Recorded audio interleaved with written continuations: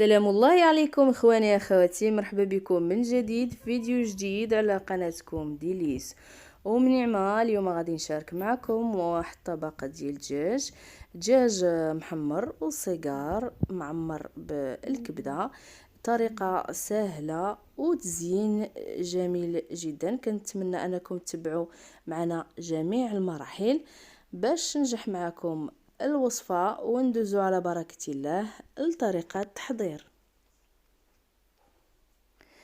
اول حاجه كنبداو بها كما كتعرفوا جميع هو غسيل ديال الدجاج. اهم مرحله في الدجاج الوصفه، الا حيدتي الدجاج راه كيبقى لك النص الاخر طياب. صافي راه طيبتي ساليتي. شوفوا هنا طحنت الحامض بعد ما غسلته مزيان بالطحين والملحه والسكينجبير، كنعاود نغسلو عاوتاني ونطحن واحد الحامضه كبيره مع الماء، واحد يطرود الماء، وكنخوي عاوتاني هذا الحامض كنحاول ندخلو لداخل هذا. ودائما ديروا على السدر ديالو باش يتشرب لكم، وعدوا تقبوه غير بالعود، العود ديال الشوا، ماشي ما ديروش الموس ولا الصبعان كما كيتقبوه، كيبقى هكا ما كيجيش زوين.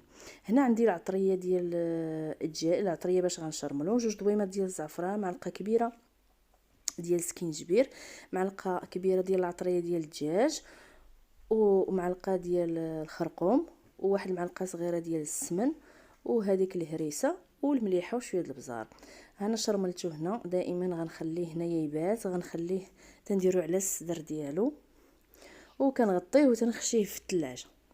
صافي كنخليه يبات، ولا ما عندكمش الوقت المهم كتخليه بعدا واحد ساعتين المكانه في الثلاجه يبرد مزيان، قد ما برد قد ما كيبقى لكم صحيح ومزيان. هنايا دائما الفكره اللي كنت بارطاجيت معكم في لي فيديوهات ديالي كاملين انكم تقدروا طيبوا هنايا في الكوكوط 4 ديال الطيور ولا 3 على حسب نتوما شحال بغيتو، ولا 2 ماشي مشكل. كنديرهم هكا على العنق ديالهم.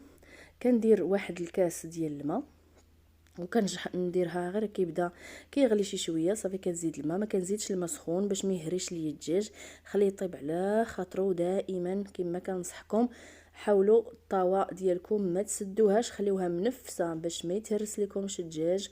والجميع النصائح غتلقاو الفيديوهات ديالي ديال الدجاج كلهم فيهم طريقه كيفاش تحافظوا عليه ويبقى لكم صحيح. هنايا البصله كتبقى الضغميره على حسب نتوما شحال بغيتو، العدد اللي بغيتو، كيلو 2 كيلو 3 كيلو على حسب الاسره. هنايا البصله اللي عندي طحنتها ودرتها طيب، درت ليها العطريه نفسها ديال الدجاج وخليتها حتى الاخر. عاد غنزيد ليها الزيت حتى الاخر، وكنبقى غنهز من ديك المريقه لا نحيد منها الدجاج، غنخليها حتى تنشف حتى هي من الماء، وكنزيدها مع البصله في الاخر. وهنايا كنت كنتقب الدجاج باش كنشوفوا واش طاب مزيان. هنايا غندوز باش نصايب السيجار ديالي. عندي واحد البصله مشلضه، وطبيعه الحال راه حنا كنخدموا بجوج يدين. هانتوما الدجاج راه كنخليه ديما منفس، كتخليوه هذيك ديما منفسه من هاد الجهه ولا الجهه الاخرى. هذه الطاوه رديت الماء باش ندير الشعريه الصينيه. درت هنا البصله ونص ربطه ديال المعدنوس باش نصايب الحشوه ديالي. هنا الكبيده سلقتها مع ورقه سيدنا موسى، يعني السليق. درت الماء تغلى فيه واحد ريوس الثومه وورقه سيدنا موسى وشويه د الخل، ورديتها تغلى الماء وخليتها فيه شويه وقطعتها. من بعد ما تشحرت البصله مازال ما درتش العطريه لان العطريه كتحرق، خليوها حتى الاخر.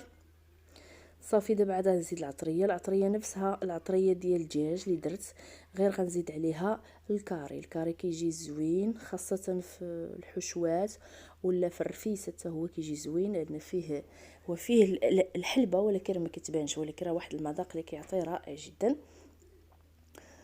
وهنا ما تنساوش حتى زريعه القزبور حتى هي ديروها، وني سكينجبير وشويه ديال البزار.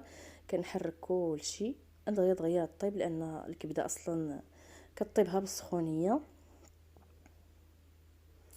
صافي الشعريه ديالي ها هي من بعد ما سلقتها كنقطعها بالموس، صفيتها مزيان، خويت عليها الحشوه. درت هنايا واحد 2 معالق ديال الصوجه ومعلقه صغيره ديال الهريسه والزيتون مقطع. طبيعه الحال يمكن لكم ذوقوها وصحوا الذوق على حسبكم نتوما واش بيتو حار ولا لا. هنايا الضغميره ديالي ها هي راه كتجمع، زدت عليها كنزيد عليها ديك المريقه، ما تنساوهاش حتى تتجمع المريقه ديال الدجاج صافي. وغنرمي ليها الزيتون والزويته بلديه ونخليها.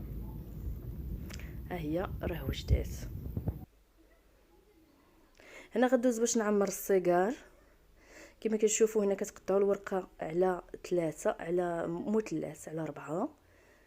طبيعه الحال الورقه ديال البخار دائما استعملوا الورقه البخار باش الا بقات لكم كتسدوها مزيان وكديروها في الفريغو وتجبدوها وقت ما بغيتو كتبقى مزيانه. هنايا غنطوي على شكل سيجار، يمكن لكم ديروا بريوات. المهم الكماله ما صورتهاش تمسحات ليا. كدهنوهم بشويه بالزيت وكتدخلوهم الفران يطيبوا، يعني لا داعي باش تقليوهم، تدخلوهم الفران صافي. كديروا كلشي بحال هكا. الدجاج من بعد ما تتحيدوه كتخليوه يبرد، ما تدخلوهش الفران هو سخون لان غادي يهرى لكم بزاف وغادي يتحل ويتقطع. خليوه يبرد. هنايا تندهنوا غير بالزبده دايبه عندي كندهن. نورمالمون كندير مع الهريسه ولكن ما درتهاش. هنا كتشوفوا السيجار ديالي كيفاش زوقته صافي. دابا جا الوقت ديال الحطه ديالنا. هنا حطيت التبصيل وحطيت واحد الطبيله الوسط. هذيك الطبيله هي علاش نحط السيجار، حطيتها باش نشد بها المساحه اللازمه، ماشي غنحط الدجاج عاد نبقى نحطو نشوف شنو ندير. المهم نتوما تشوفوا اللي عندكم، تقدروا ديروا شي زليفه تكون صحيحه شي شويه وقلبوها وحطوا عليها طبيصيل. ضروري راه كتكون عندكم في الدار شي حاجه علاش تحطوها، قلبوا مزيان. هنا حطيت الدجاج ديالي كما كتشوفوا، هانتوما راه باقي شاد فراسو. وكندير الدغيميره ديالي، ما بغيتش نكثر هنايا الدغميره باش ما يتجلخش ليا داكشي كامل. وطبيعه الحال غادي نرافقوها في الزليفات، ورافقوها الطبق بشي سلطه ماروكان الا بغيتو، المهم على حسب نتوما شنو بغيتو. وزويتينات حارين ومشرملين صافي. كندير هنايا البيض السمام. كما تلاحظوا انا راه كنحط البيضه عاد كنخشي فيها العود، حيت بعد مره واخا كتصايبوهم كتجي تخشيها كتخسر البيضه. كتزوقوا على حسب نتوما شنو بغيتو، يعني الراي ديالكم هو المهم، حنا تعطيكم غير فكره وانتوما ابدعوا. هنايا صافي كنهز هذاك التبصيل ديالي اللي جا صراحه كيشبه لهذيك الطبيله. وهنايا اللوز ايفيلي حمرته وكنهرمشو في يديا وكنلوحو هكا باش كيغير لينا المنظر. ها نتوما كتشوفوا هذا هو الشكل النهائي ديال الطبق ديالنا. المهم كتزوقوه باش ما بغيتو تقدروا ديروا المشماش الكيوي، تخليوه غير هكاك تيجي زوين. وكتحطوه ما تنساوش الدغميره في الزليفات باش نعمر انا التبصيل باش بقى لي الطبيله نقيقيه هذيك الطبيله اللي في الوسط باش ما تثقلش صافي. ها هو الشكل ديالو. هنا كاينه شويه الشعاع ديال في الكوزينه، الشعاع ما عطياش حقه في التصوير.